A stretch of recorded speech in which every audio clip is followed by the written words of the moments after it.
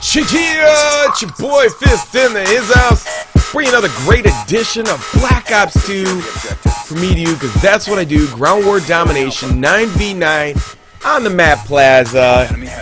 Using the Mtar with fast mags. I don't know if this is silencer or not because I don't have the sound on, but I'm assuming that I'm not running. I'll tell you if I'm running with sound. As soon as I shoot the weapon, if it comes out with a muzzle flash, then you know I'm not using the.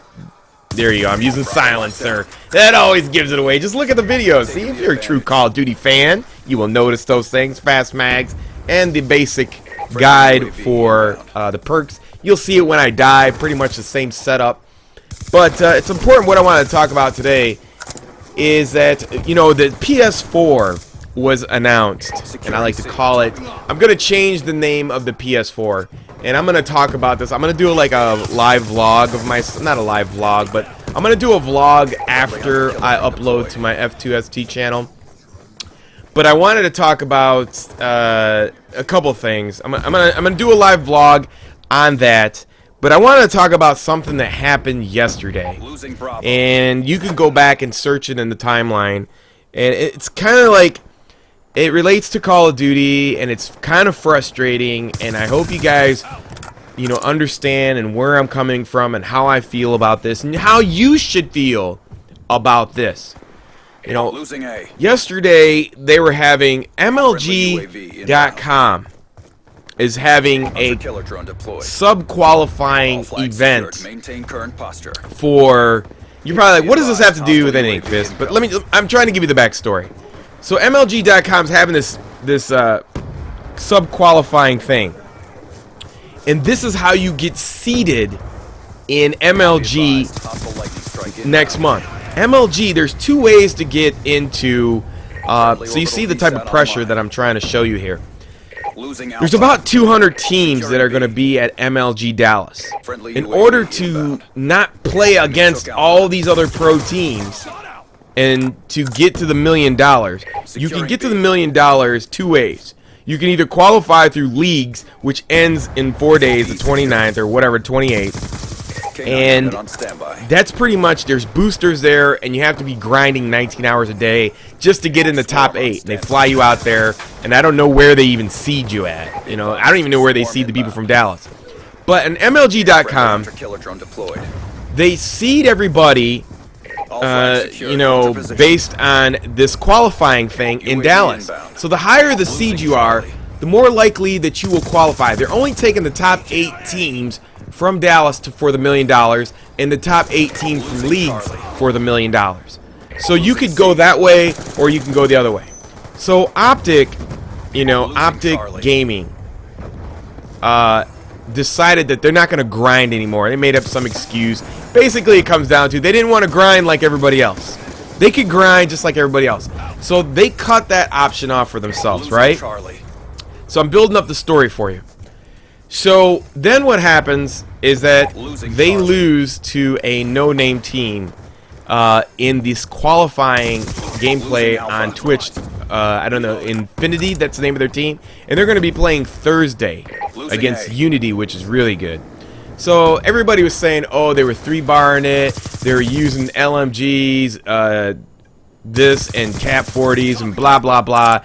So there was just a tons of excuse, because what happened was, they got sent to the losers bracket, and it's the toughest loser bracket in the whole thing. So essentially, they might not even get seeded. I mean, you could still go to MLG, but you would have to fight through 200 teams to get to the top 8. And just by statistically speaking, it's impossible. Now, once you already sold yourself out, which Optic did by not grinding like all the other teams like Complexity, 360 Icons, and these other boosters, they fucked up. So there's no excuses. So you have to be in the winners bracket to qualify, so you can get seeded high enough to eliminate yourself from fighting all these teams and giving yourself a higher chance of qualifying.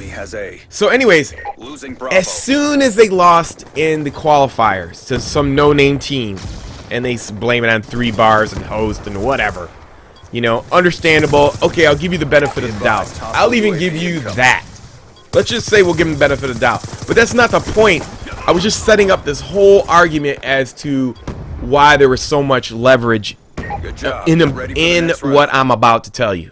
So, you have a majority of players all the way across the boards. PC, PS3, Xbox, all players, 20 million people, right? We've been talking to Vaughn, who is essentially the #1 guy, the person who has the last decisions on everything. At Call of Duty. So what had happened was this.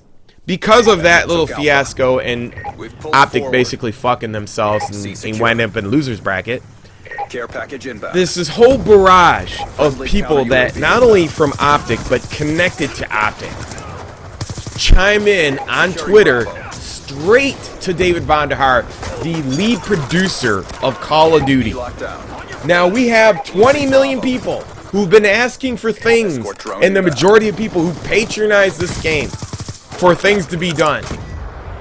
Now you have Optic and friends of Optic squirming on Twitter to David Vonderhaar about crying about things in the game, and he don't answer anybody.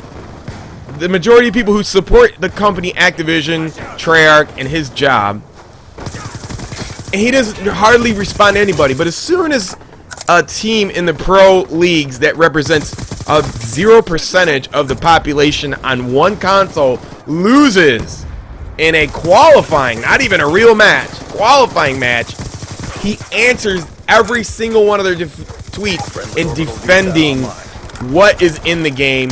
I mean, literally, they're complaining about the Cap 40, the FAL, all these weapons, and he's sitting there talking about data, responding to every single one of their tweets.